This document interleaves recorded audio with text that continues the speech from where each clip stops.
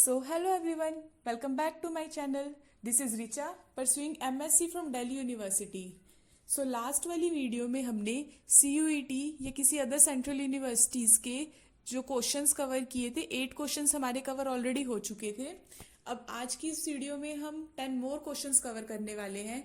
ये क्वेश्चंस मैंने आपके किसी CUET या किसी अदर सेंट्रल यूनिवर्सिटीज़ के PYQs में से डाले हैं, बिकॉज उससे आपके PYQs भी साथ के साथ रिवाइज होते रहेंगे और आपकी क्वेश्चन प्रैक्टिस भी होती रहेगी।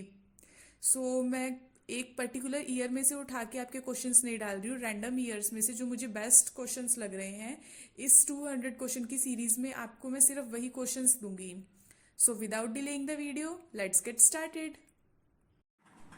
सो आवर फर्स्ट क्वेश्चन इज, इस क्वेश्चन में हमें क्या गिवन है? A particle moves in x y plane according to the following coordinates. हमें x and y coordinates given है और हमें फाइंड आउट करनी है इसमें मैक्सिमम स्पीड ऑफ पार्टिकल। तो इसमें आप पहले लिखोगे एक्स कोऑर्डिनेट नोट डाउन कर लो, r sine omega T plus omega are t, and हमारा वाई कोऑर्डिनेट गिवन है r cos omega T plus r. अब हमें मैक्सिमम स्पीड निकालनी है, तो कैसे निकालेंगे? हमें पता है पहले वेलोसिटी का फॉर्मूला क्या होता है, D R by D T, और हमारा आर क्या होता है, X I plus Y J. तो आर लिखेंगे हम, एक्स को इधर से पुट कर दो और वाई को यहाँ से पुट कर दो आप, R sine omega T plus omega are T I plus R cos omega T plus R J. तो हम इसको डिफ्रेंशिएट कर देंगे टी के रिस्पेक्ट में। तो इधर से क्या आएगा, साइन ओमेगा टी, इसका क्या बन जाएगा, ओमेगा कोस ओमेगा टी। तो ये आ गया हमारा R omega cos omega T, और इसको हम टी के रिस्पेक्ट में डिफ्रेंशिएट करेंगे तो फिर ये टी हट जाएगा यहाँ से, ओमेगा आर बचेगा, क्योंकि टी का differentiation with respect to T 1 होता है ना हमारा। और यहाँ पे हमारा बचेगा r omega cos omega t का minus omega sine omega t होता है ना, इसलिए। तो अब वेलोसिटी की मैक्सिमम वैल्यू कब होगी? जब ये वाली टर्म हमारी 0 के इक्वल होगी। तो ये वाली टर्म हम बना देंगे 0 के इक्वल, और ये जो हमारी कोस ओमेगा टी की मैक्सिमम वैल्यू क्या होती है, 1। तो हमारी वेलोसिटी की जो मैक्सिमम वैल्यू होगी वो होगी R omega plus R omega, that is equals to 2 R omega.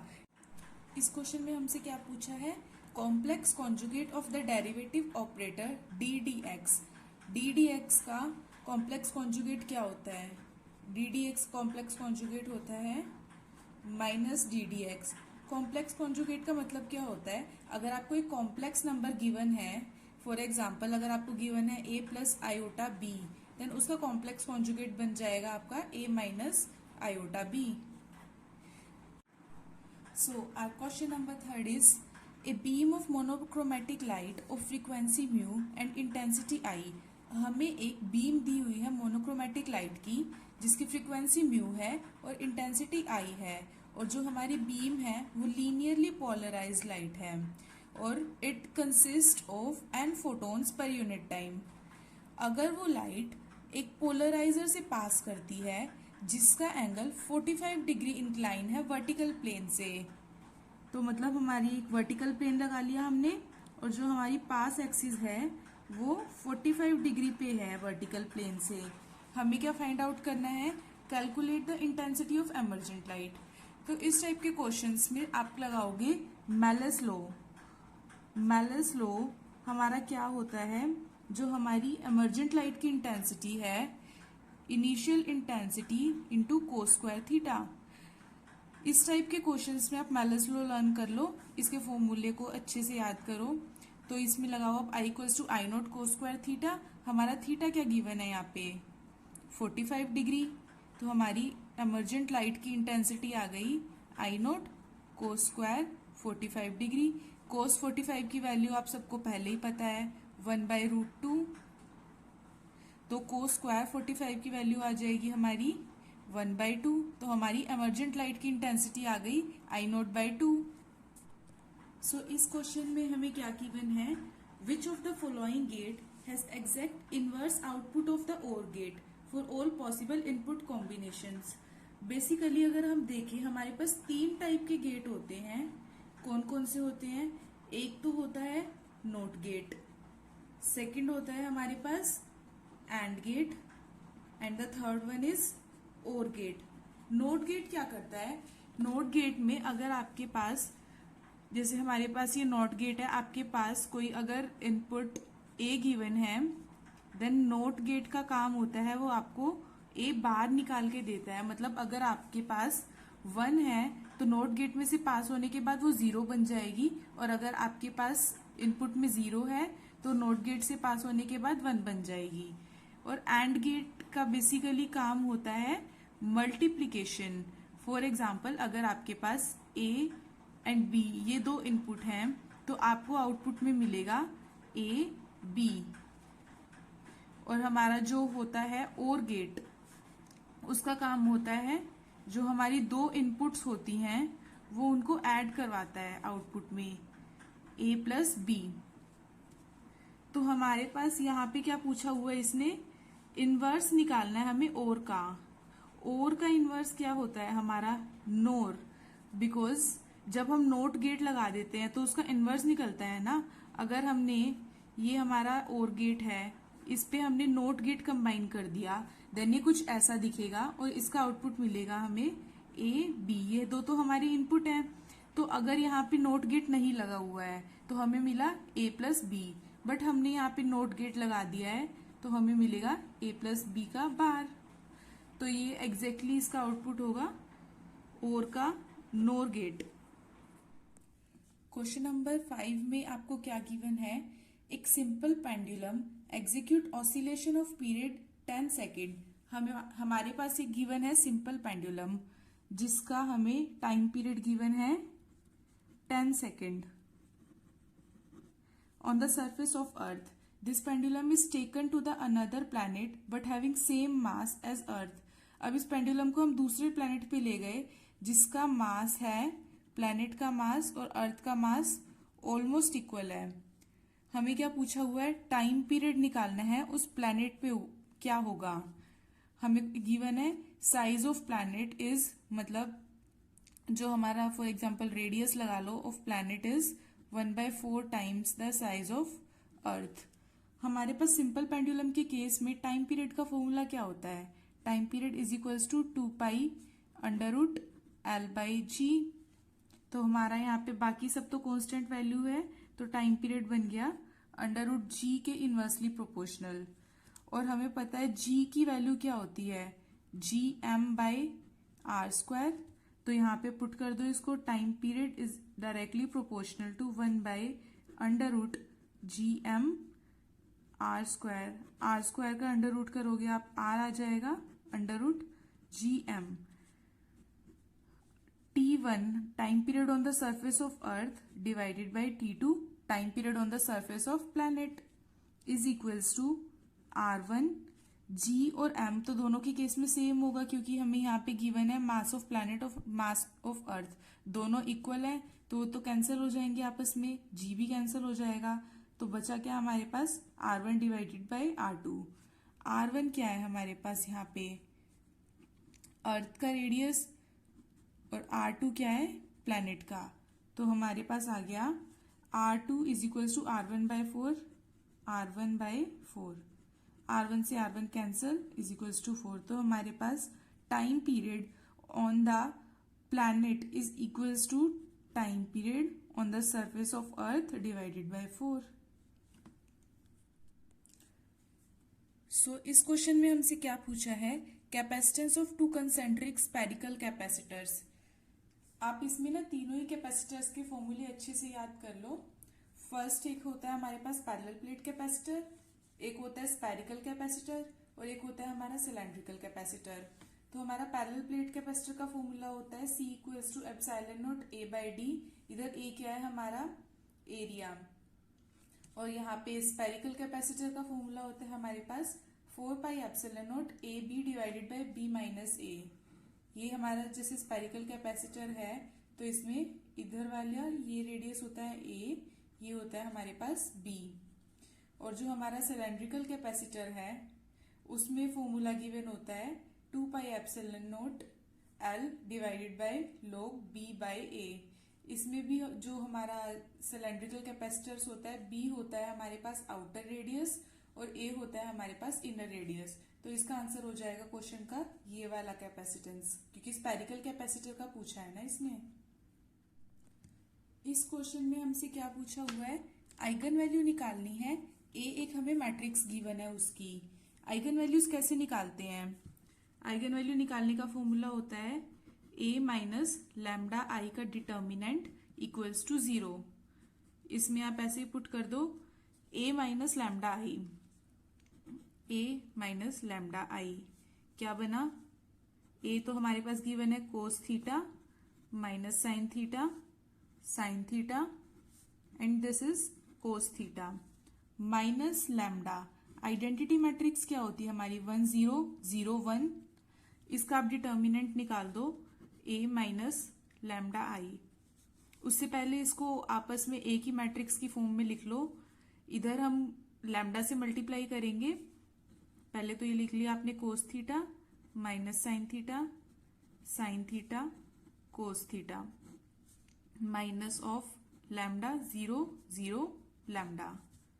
This is equals to cos theta minus lambda minus sine theta minus 0 से लिखूं या ना लिखूं कोई फर्क नहीं पड़ता हमें।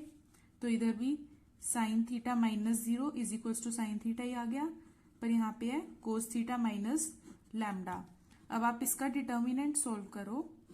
This is equals to cos theta minus lambda minus sine theta this is cos theta minus lambda.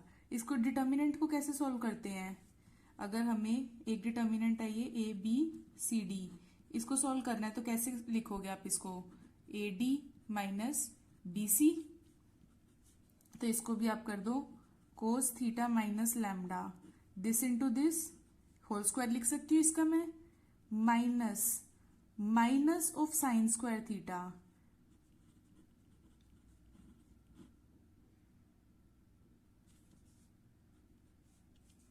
तो ये बन गया हमारा कोस थीटा माइनस लैम्डा का whole square plus sine square theta. इसके होल स्क्वायर को खोल दो आप, ये बना हमारा lambda square plus cos square theta minus 2 lambda कोस theta plus sine square theta. Lambda square minus 2 lambda कोस square theta plus sine square theta हमारा 1 बन गया। हमें डिटर्मिनेंट के लिए मैंने क्या बोला था आपको, ए माइनस लैम्डा आई को 0 के इक्वल पुट करना है।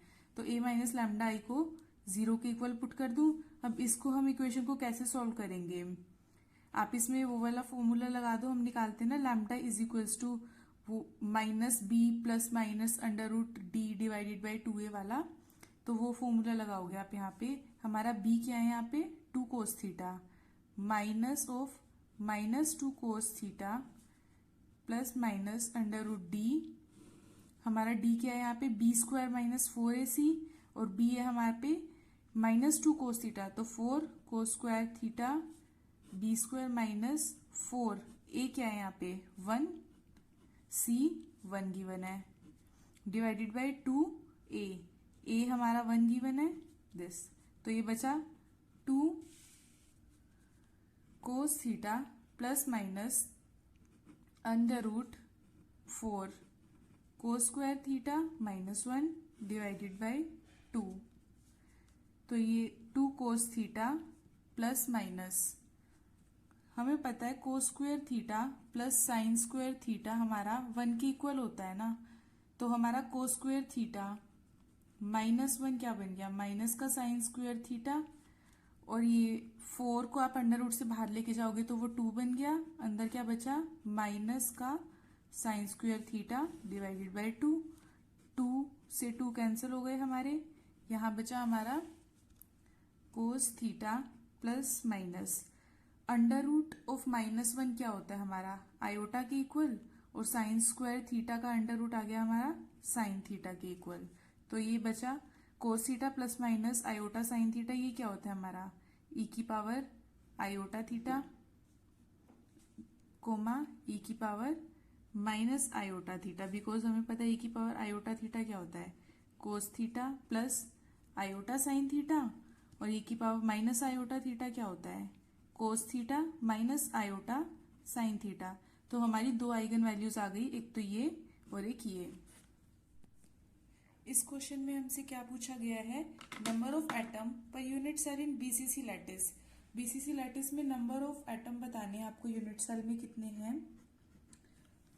बीसीसी लैटिस हमारे पास ये होती है जिसमें हमारे पास एटम्स कॉर्नर पे प्रेजेंट होते हैं और एक बॉडी के सेंटर में प्रेजेंट होता है। तो इसमें जो हमारा एटम्स का कंट्रीब्यूशन है वो सेंट्रल एटम की वजह से भी आता है और जो कॉर्नर वाले एटम है उनकी वजह से भी होता है।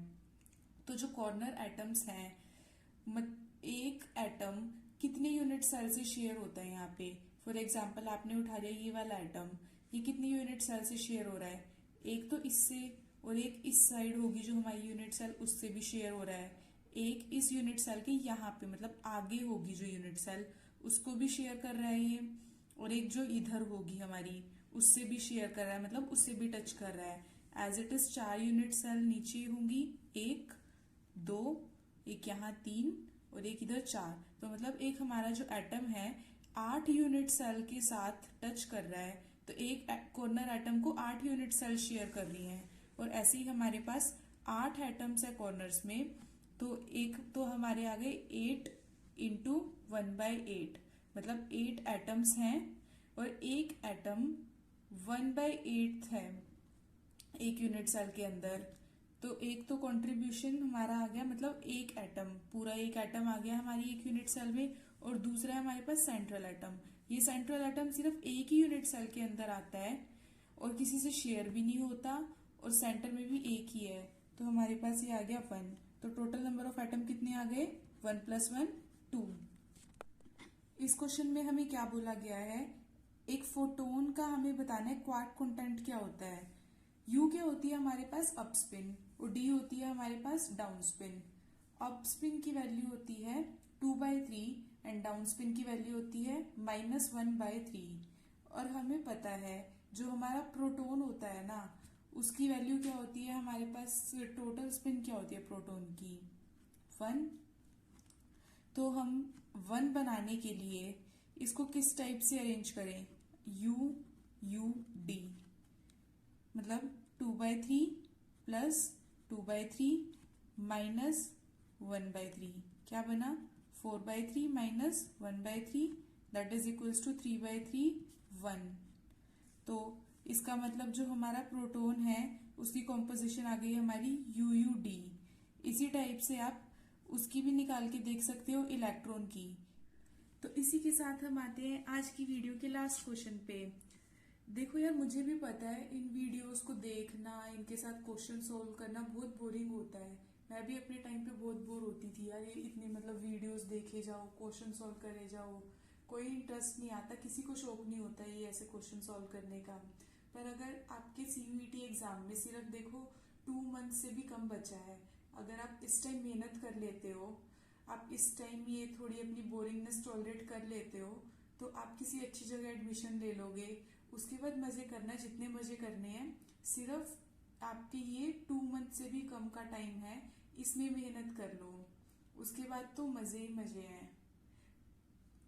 तो इसके साथ हम करते हैं आज की वीडियो का लास्ट क्वेश्चन।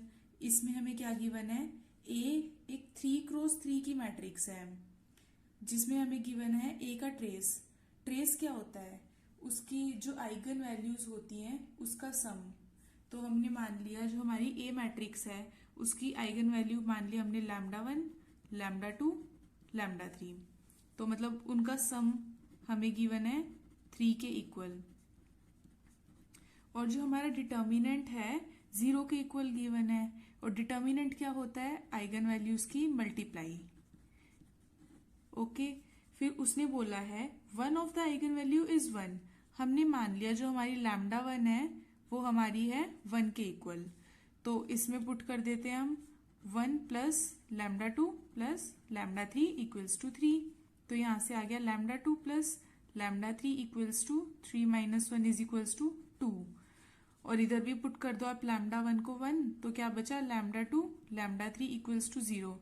दो इक्वेशन आ गई हमारे पास, एक तो ये आ गई और एक ये आ गई λ2 + λ3 इक्वल्स टू 2। ये हासिल लिया है मैंने इसे। तो फिर आप इसको ना ऑप्शन मेथड से करोगे ना तो आपका ये क्वेश्चन जल्दी सॉल्व हो जाएगा। पहले आप ऑप्शंस में देखो कि दो आइगन वैल्यूज हमें जो गिवन है उनका मल्टीप्लाई करके 0 आना चाहिए। इसमें आ रहा है, हाँ ये हो सकता है हमारा ऑप्शन। इसमें आ रहा है दोनों का 1 × 1 इक्वल्स टू 0 होता है, नहीं, तो ऑप्शन नंबर बी तो गलत है हमारा। ऑप्शन नंबर सी हो सकता है और ऑप्शन नंबर डी नहीं, क्योंकि 3 × -1 इक्वल्स टू -3। तो अब नेक्स्ट ऑप्शन पे देखो आप, उन दोनों का आइगन वैल्यू का जो हमारा सम है वो 2 के इक्वल आना चाहिए। ऑप्शन नंबर 1 में आ रहा है, हाँ आ रहा है, और ऑप्शन नंबर सी में नहीं। तो क्या बचा हमारे पास, 3 ऑप्शंस एलिमिनेट हो गए। Option number A. आप इस टाइप के क्वेश्चंस को एलिमिनेशन मेथड से करोगे ना तो आपका और जल्दी सॉल्व हो जाएगा। सो आज के लिए बस इतना ही, मिलते हैं नेक्स्ट वीडियो में।